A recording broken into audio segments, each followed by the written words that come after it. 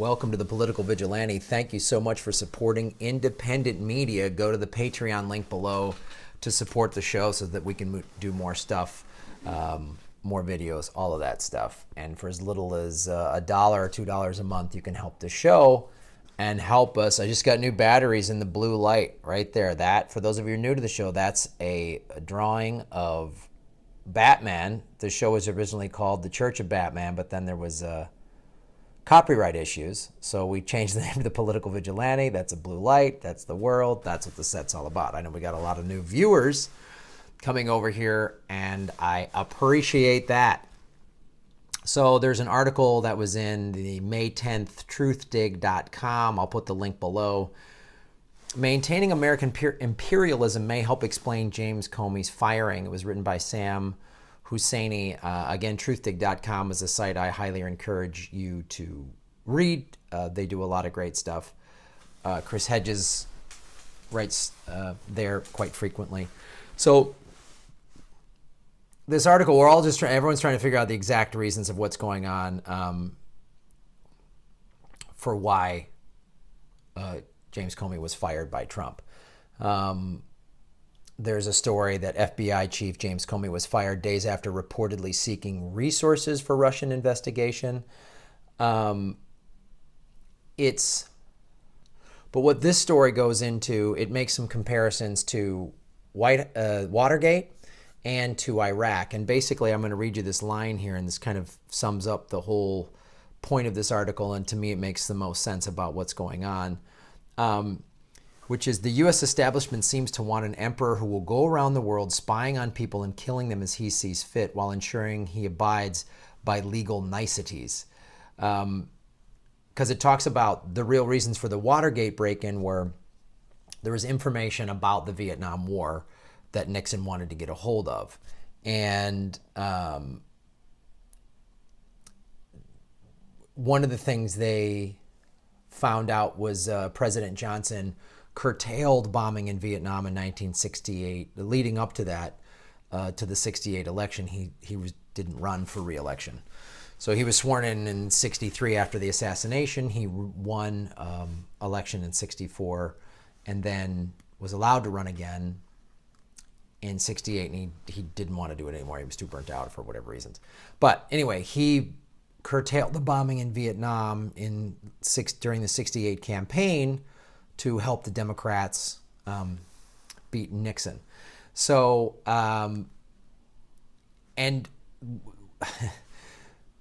so what's going on is the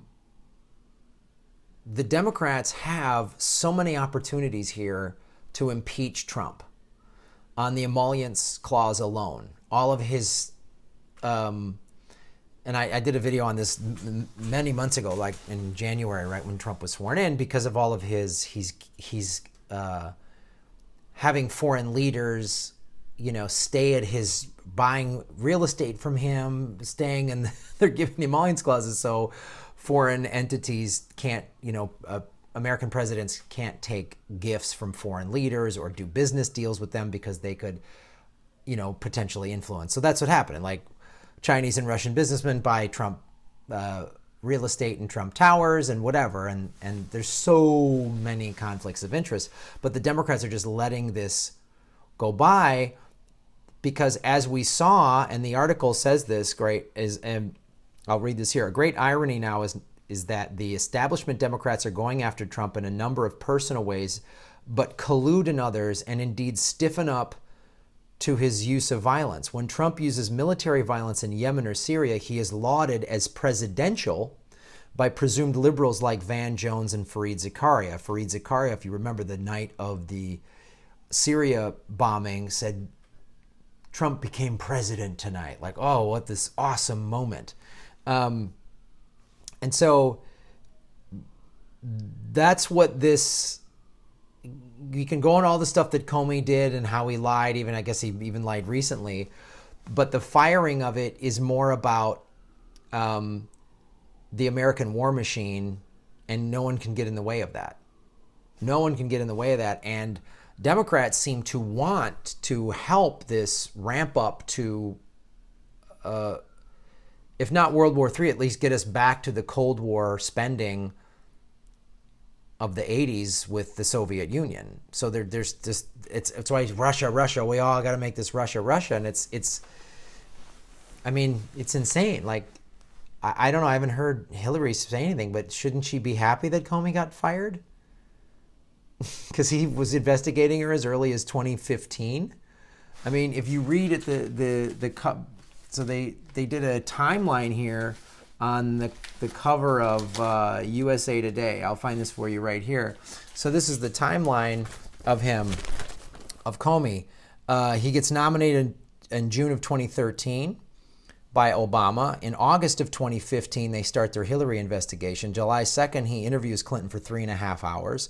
July 5th, he says that Clinton's email server was extremely careless, but explains that she would not be prosecuted. He cited that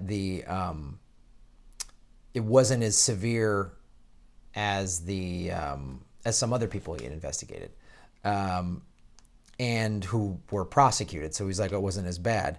October 28th, he announces that new emails had been discovered on the laptop of former New York Representative Anthony Weiner, who was married to top Clinton aide Huma Abedin, and that messages may related to Clinton probe. November 6th, 2 days before the election, he says, writes a letter that reaffirms we will not prosecute Clinton over emails. March 20th, Comey publicly acknowledges that the FBI is investigating whether Russia was colluding with members of Donald Trump's campaigns. And Comey dismisses Trump's claims that Obama administration wiretrapped Donald Trump. May 3rd, Comey defends his decision to announce the emails found on Weiner's laptop. He says, Abedin made regular practice of forwarding emails to Weiner. May 9th, after reports surfaced that Comey misstated Abedin's handling of the emails, the FBI confirms Comey's erroneous testimony. Then the White House fires him. But what this, again, it all goes back to American imperialism. And I'm going to read some more stuff here. And as I said, the Democratic Party has plenty of stuff that is impeachable with Trump. But the Democratic establishment they're not pursuing that. They're just getting into this Russia thing. So they have focused on his apparent ties to Russia. There will be something there, of course. Trump is a corrupt figure, and it's well within his capacities to engage in a massive, if at times possibly buffoonish, cover-up.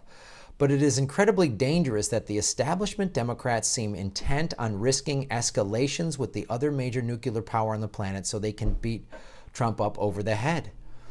You know, and this is the thing that is so puzzling to me, but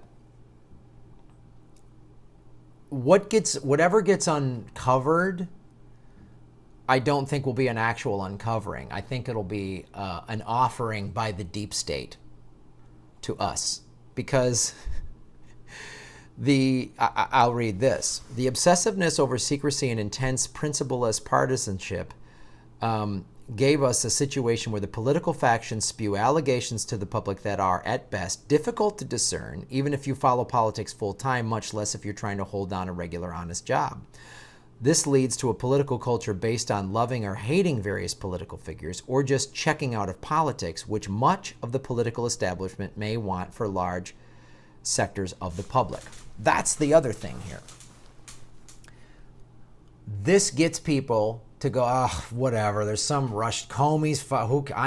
It's all bullshit. I don't like any of them. It's all nonsense, which is an understandable emotion to have. But you also see it is very much designed and motivated and pushed by the establishment here. They don't want people paying attention. They want to just kind of read some headlines at best.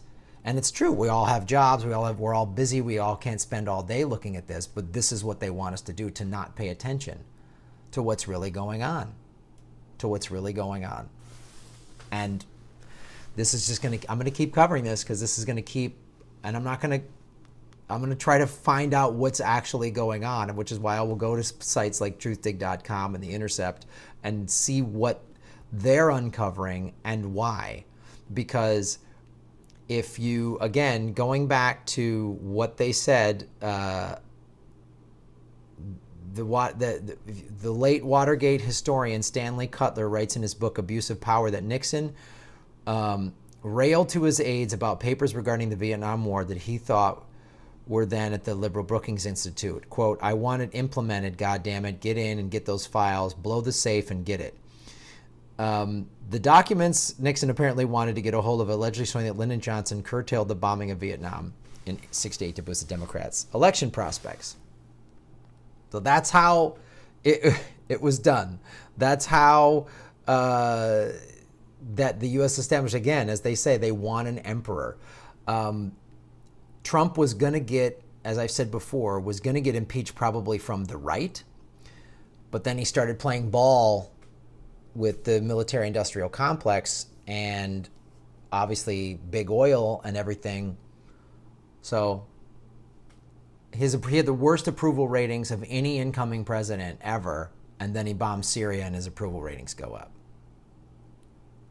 So we're going to keep following this, keep watching. I appreciate you guys liking and subscribing to this, and I appreciate your comments below. Support the Patreon. Thank you so much.